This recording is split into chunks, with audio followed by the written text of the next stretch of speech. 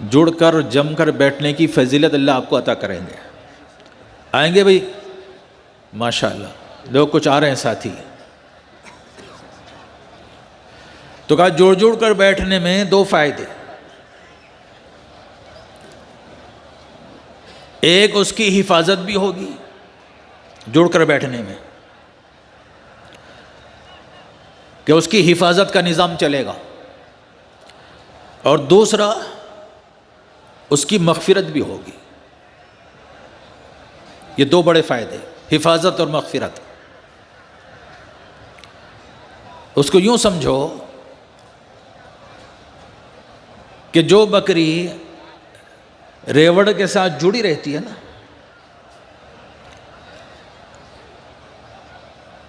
اس کی حفاظت ہوتی ہے بھیڑیے سے. چاہے وہ بیمار ہو، کمزور ہو، اس کی حفاظت ہو جاتی ہے کہ وہ جڑی ہوئی ہے، ریوڑ کے ساتھ جمی ہوئی ہے.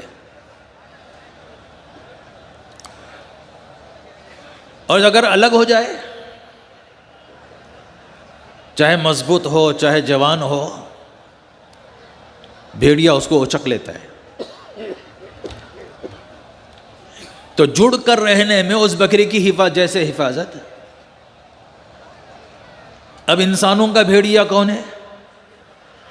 کہ شیطان ہے. انسانوں کا بھیڑیا شیطان ہے، اور اس کمبخت شیطان سے حفاظت ہوگی.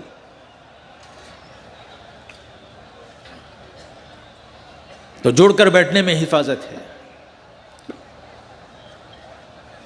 الگ الگ بیٹھیں گے نا، وہ ڈالے گا وسوسے اندر سے، مجلس سے ہٹنے کے اندر وسوسے ڈالے، مجلس سے ہٹاوے. اور یہ ہٹ گیا تو مغفرت سے بھی ہٹ گیا. مجلس سے ہٹا تو پھر مغفرت سے بھی ہٹ گیا.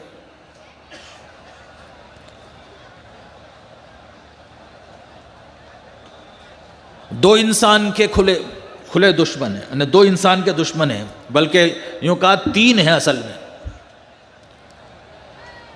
انسان کے دشمن تین ہیں. شیطان اس کا دشمن ہے، کھلا ہوا، اوپن اینیمی، کھلا ہوا دشمن.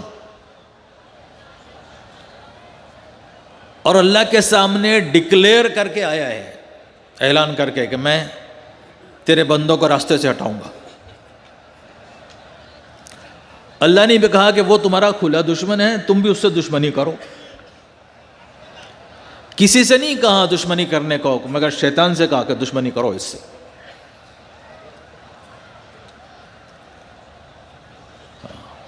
یہ بہکانے لگے گا، یہ وسوسے ڈالے گا.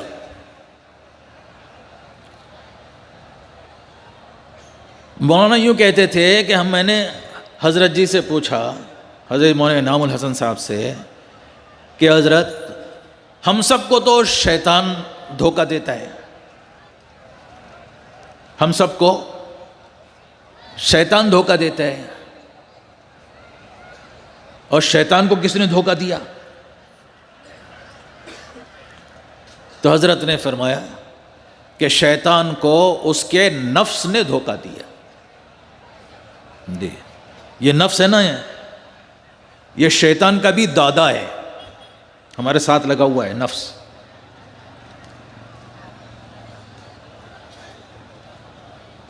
لاہور پڑھ تو شیطان بھاگ جاوے، لاہور پڑھیں گے نا تو شیطان بھاگ جائے گا. لیکن یہ نفس ہے نا، نفس پورا قرآن پڑھیں گے تو بھی کہیں نہیں جائے گا، رہے گا ساتھ میں ہی.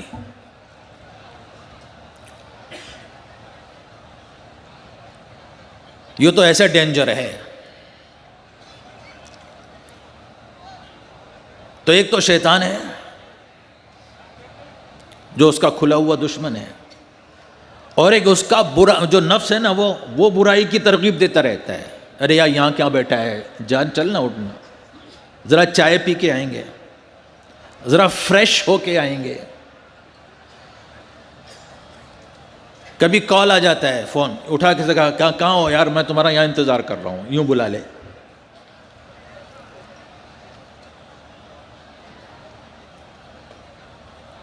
تو کوشش کہ وہ اٹھانے کی کوشش کرے.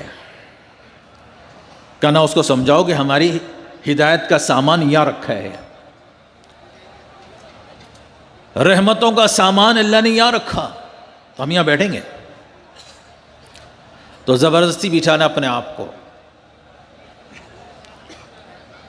ٹھیک ہے بھی بیٹھیں گے انشاءاللہ. اور تیسرا اس کا دشمن اس کا برا ماحول ہے.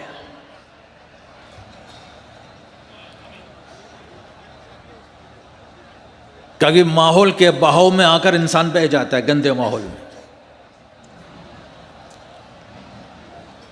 برا ماحول, اس کے برے دوست. تو یہ جو برے دوست ہوتے ہیں نا, یہ بھی آدمی کو صحیح راستے سے بھٹکا دیتے ہیں. اس لیے اپنی دوستی اچھوں کے ساتھ کرو. وَكُونُوا مَعَ الصَّادِقِينَ, سچوں کے ساتھ رہو, اچھوں کے ساتھ رہو. سچوں کے ساتھ رہنے کا, اچھوں کے ساتھ رہنے کا اللہ نے حکم دیا ہے, تو معلوم ہوا ہر زمانے میں اچھے بھی ہوں گے, اسی لیے تو رہنے کا حکم دیا. تو اپنی دوستی ان کے ساتھ بنانا, تاکہ وہ سچائی اور وہ اچھائی ہمارے اندر پیدا ہو جائے.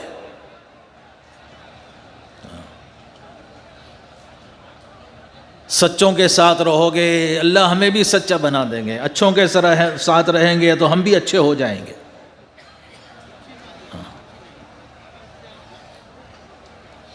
وہ کنکر ہے نا, گیہوں میں چاول میں کبھی آتا ہے, 1 کلو 100 روپے کلو چاول ہوں تو کنکر کے بھی اس میں بھاؤ لگ جائے, وہ بھی تل جائے اس میں.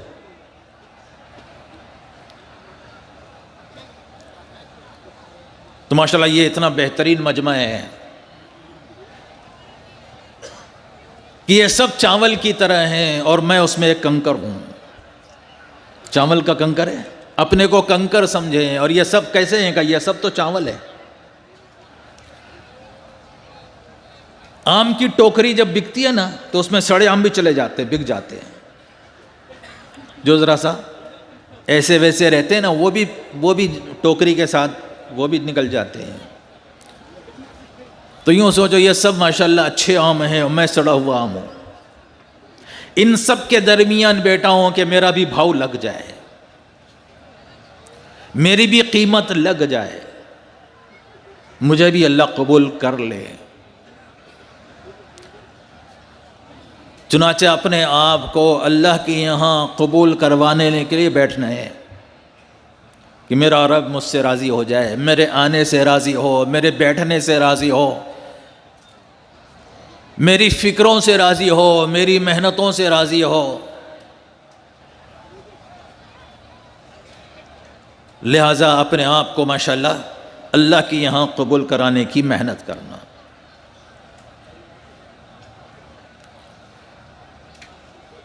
اس لیے کہتے ہیں اپنے آپ کو سچوں کے ساتھ رکھنا ہے, اچھوں کے ساتھ رکھنا ہے.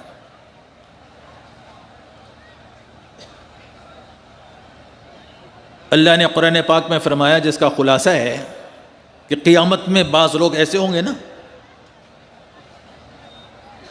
جو اپنے ہاتھ کاٹ کر چبا جائیں گے, اپنے ہاتھوں کو کاٹ کاٹ کھاویں گے, چبا جائیں گے اپنے ہاتھ مارے افسوس کے. یوم یعض الظالم علی یدیہ یقول یا لیتنی اتخذت مع الرسول سبیلا یا ویلتی لیتنی لم اتخذ فلانا خلیلا.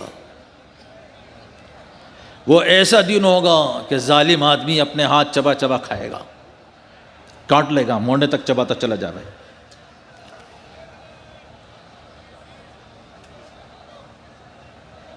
اور کہے گا ہے کاش میں رسول کے راستے پر لگ لیتا,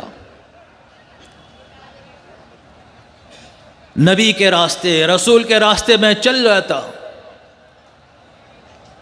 کہ جس طرف انہوں نے چلایا میں ان کے ساتھ چل لیتا, اور ان کے حکم کے مطابق زندگی گزار لیتا. اور پھر کہے گا ہائے میری بربادی, میں فلاں کو اپنا دوست نہ بناتا, لم اتخذ فلانا خلیلا، میں فلاں کو اپنا دوست نہ بناتا جس نے مجھے صحیح راستہ آ جانے کے بعد راستے سے بھٹکا دیا۔ یہ بھٹکاتے ہیں دوست،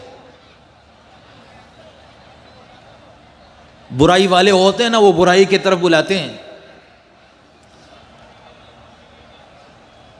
تو ماشاءاللہ یہ یہاں پر جو آئے ہیں ماشاءاللہ اچھائی کی تلاش میں ہم لوگ نکلے ہیں کہ ہم اچھے بن جائیں، سچے بن جائیں، نیک بن جائیں، اللہ والے بن جائیں۔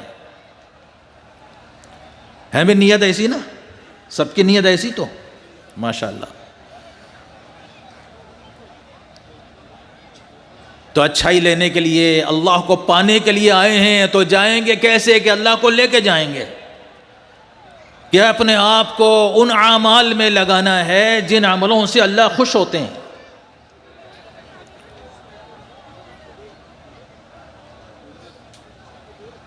اپنے آپ کو لگاویں۔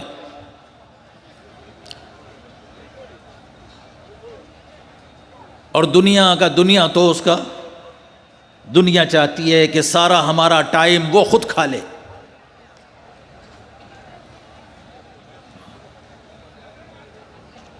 تو یہاں رہتے رہتے اپنے اوقات کو اپنے ایمان و اعمال کی تیاری میں لگانا، جو ہم کو اصلی کام آنے والی چیز ہے۔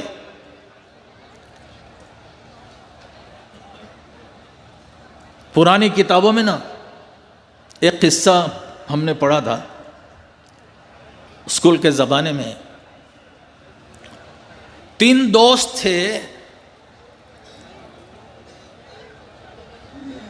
اور انہوں نے پکنک جانے کا ارادہ کیا، یار کل چھٹی ہے، اپن جائیں گے پکنک کو، گھومنے کے لیے چلیں گے۔ ایک ڈاکٹر صاحب تھے، ایک انجینئر صاحب تھے اور ایک لائر صاحب تھے۔ یہ 3 دوست، ڈاکٹر صاحب، انجینئر صاحب، لائر صاحب، ایڈوکیٹ، لائر۔ انہوں نے پلان بنایا کہ فلاں جگہ جائیں گے۔ دوسرے دن نکل گئے، راستے میں دریا پڑتی تھی، تو وہاں ایک کشتیبان تھا، اس سے بات کی، بھائی ہم کو اس دریا کے اس پار چھوڑ دو۔ پیسے مقرر ہو گئے، وہ کشتی میں بیٹھ گئے اور کشتی چلنے لگی۔ چلتے چلتے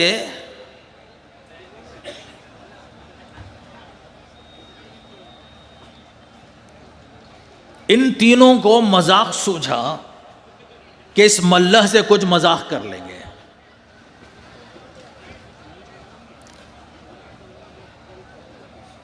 انجینئر صاحب نے پوچھا، او ملح جی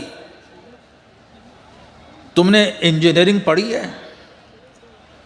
اس نے کہا یار میں نے پڑھی نہیں، پڑھتے تو کہاں ہوتے، یہاں تھوڑی ہوتے۔ پھر کیا کیا تم نے زندگی میں آ کر؟ تم نے تو اپنی 1/3 زندگی نشٹ کر لی، ضائع کر لی، برباد کر لی۔ اب بیچارہ خاموش ہو گیا۔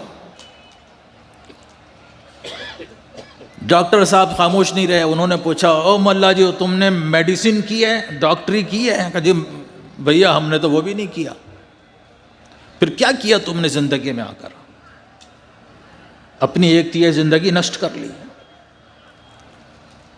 جو لائر صاحب تھے نا، وہ کہنے لگے، او ملا جی تم نے لا پڑھا ہے؟ لا؟ کہنے لگے جی ہم نے وہ بھی نہیں پڑھا۔ کہ پھر کیا کیا دنیا آ کر؟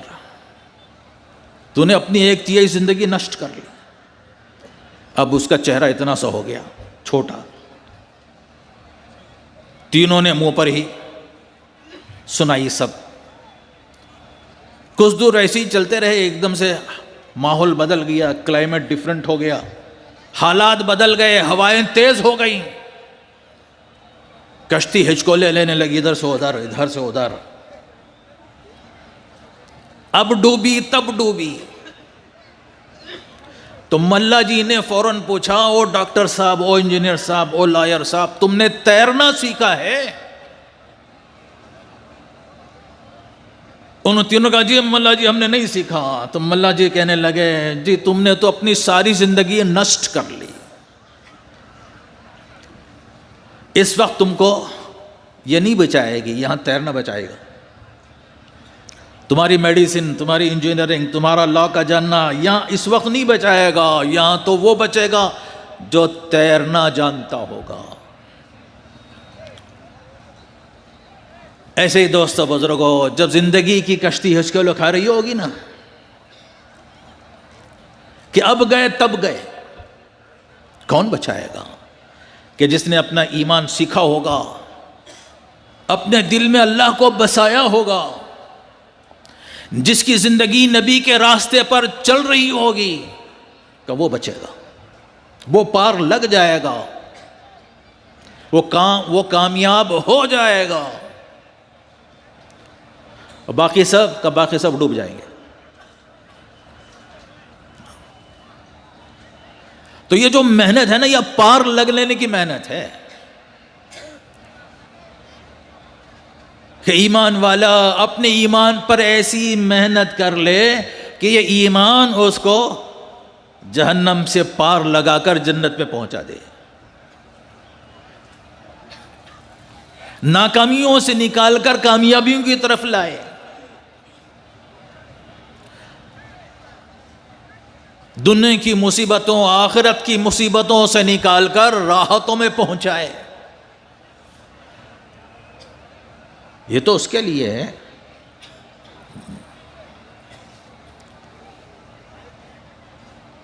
اس کے لیے یوں کہتے ہیں، محنت کرتے جاؤ، اللہ سے مانگتے جاؤ. محنت کرتے جانا ہے اور اللہ سے مانگتے جانا ہے اور اللہ کو مناتے جانا ہے. اللہ سے مانگو بھی، اللہ کو مناؤ بھی، کہ کام بنانے والی ذات وہی ہے اللہ کی، کہ جو اللہ کی طرف متوجہ ہوتا ہے پھر اللہ تعالیٰ اس کو قبول کر لیتے ہیں. نجات کا وہی ایک راستہ ہے.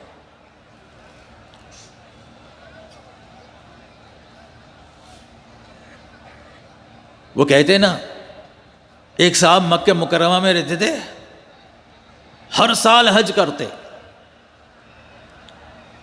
عمرہ کرتے، حج کرتے، پتہ نہیں کتنے کئی سال گزر گئے، 70 سال 80 سال کچھ. لیکن جب بھی یہ حج یا عمرے کا احرام باندھتے اور لبیک کہتے تو جواب میں لا لبیک کہا جاتا کہ تمہاری لبیک قبول نہیں، لا لبیک ولا سعدیک، تمہاری لبیک قبول نہیں، تمہاری حاضری منظور نہیں. ایک دن اسی طرح حج کا احرام باندھ رہے تھے، احرام باندھا اور لبیک کہی تو ہمیشہ کی طرح وہی آواز آئی، لا لبیک ولا سعدیک. تو ایک نوجوان نے بھی سنا، بعض جو پاس میں تھا اس نے بھی سن لیا، تو کہنے لگا، چچا جان آپ کی لبیک پر لا لبیک کہا گیا.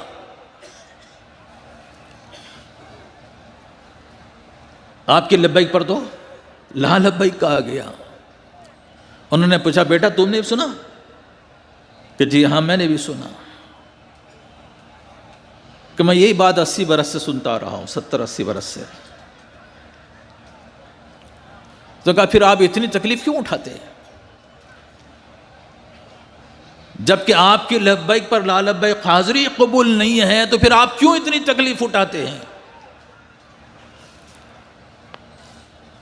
کہنے لگے کہ بیٹا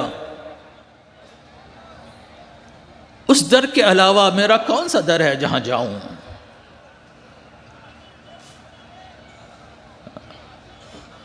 وہی تو در ہے، اس کے علاوہ کون میرا ہے جس کو سناؤں؟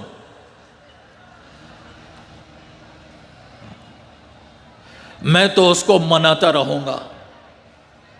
ماننا نہ ماننا اس کا کام ہے، منانا میرا کام ہے اور ماننا نہ ماننا اس کا کام ہے.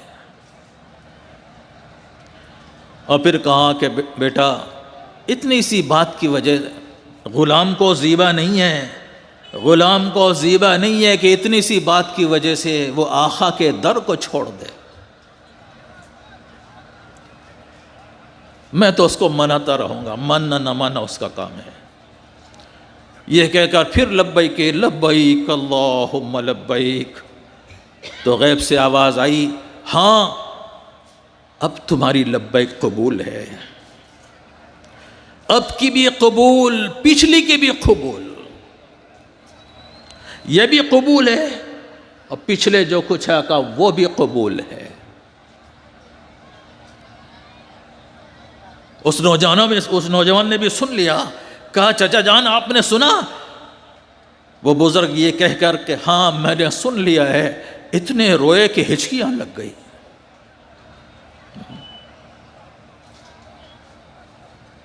ہمارا در تو وہی ہے، اس کے علاوہ ہم کہاں جائیں؟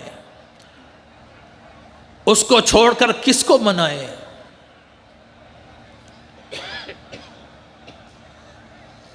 دعوت کی اس عظیم محنت سے کہا جا رہا ہے کہ لوگوں اس سے جڑ جاؤ، اس کے ہو جاؤ، اسی کے بن جاؤ، اس کے غیر سے اپنی نگاہوں کو ہٹا کر ایک اپنا دل، اپنا دماغ، اپنی فکر، اپنی سوچ سب اس کے طرف کر لو۔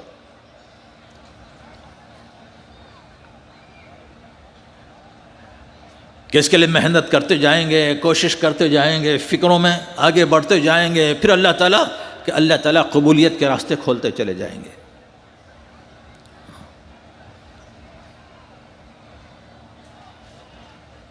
تو یہ جو ہمارے اجتماعات ہوتے ہیں نا، یہ ان باتوں کی فکریں ہیں کہ ہماری زندگی اللہ کے منشے پر آ جائے، نبی کے طریقے پر آ جائے۔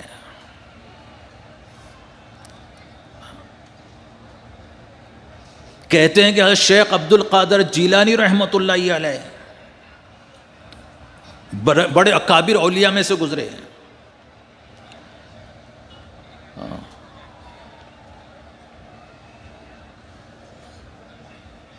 وہ محنت کرتے، مجمع کو جوڑتے اور جوڑ کر بیان کرتے،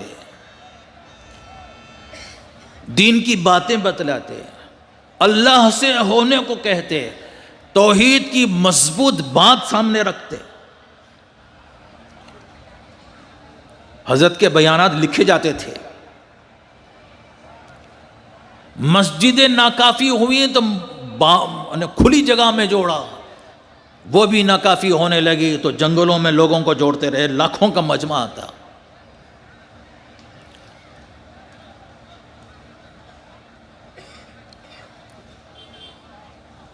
ایک موقع پر کہنے لگے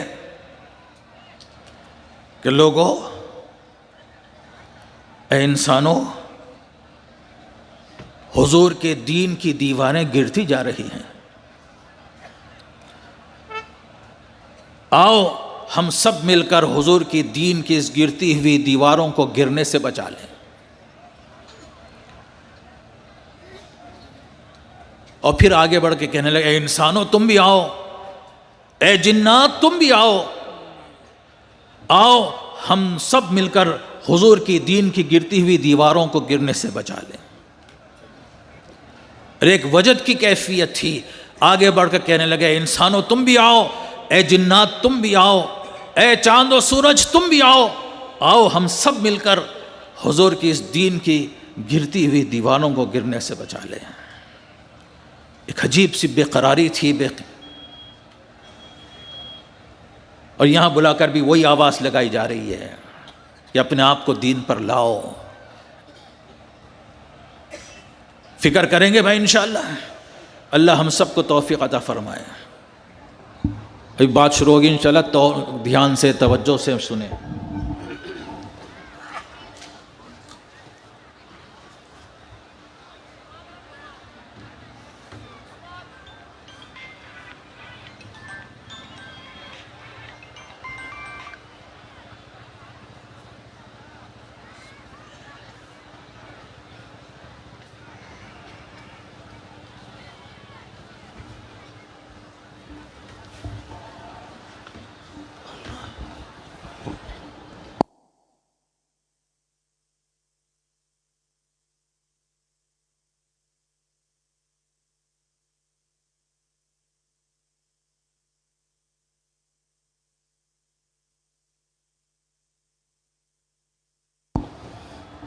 کیا ہے صحیح کیجیے۔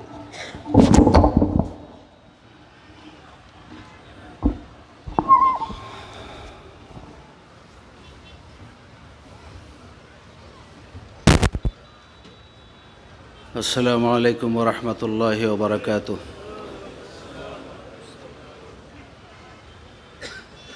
الحمد للہ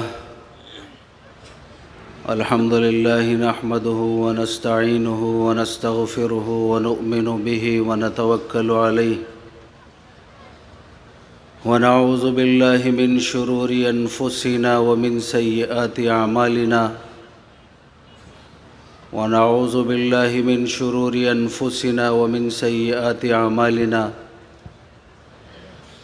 من يهد الله فلا مضل له ومن يضلله فلا هادي له ونشهد أن لا إله إلا الله وحده لا شريك له ونشهد أن سيدنا ومولانا محمد وعلى آله وأصحابه أجمعين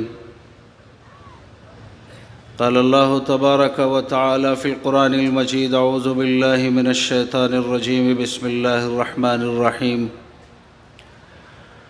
والعصر إن الإنسان لفي خسر إلا الذين آمنوا وعملوا الصالحات وتواصوا بالحق وتواصوا بالصبر وقال النبي صلى الله عليه وسلم طوبى لعبد جعله الله مفتاحا للخير ومغلاقا للشر أو كما قال عليه الصلاة والسلام صدق الله العظيم وصدق رسوله النبي الكريم ونحن على ذلك لمن الشاهدين والشاكرين والحمد لله رب العالمين اللهم صل على سيدنا شفيعنا مولانا محمد وعلى آل محمد وبارك وسلم رب اشرح لي صدري ويسر لي أمري واحلل عقدة من لساني يفقهوا قولي۔ میرے محترم بزرگوں اور دوستو، اللہ تبارک و تعالیٰ کا شکر اور ان کا احسان ہے کہ اللہ رب العالمین نے آج ہم لوگوں کو اپنے نام کو سننے کے لیے اپنے نبی جناب محمد الرسول اللہ صلی اللہ علیہ وسلم کی زندگی اور ان کی سیرت کو سمجھنے کے لیے اور جس محنت کو لے کر وہ دنیا میں آئے تھے اس کو اپنی زندگی کا حصہ بنانے کے لیے اللہ نے قبول کیا ہے۔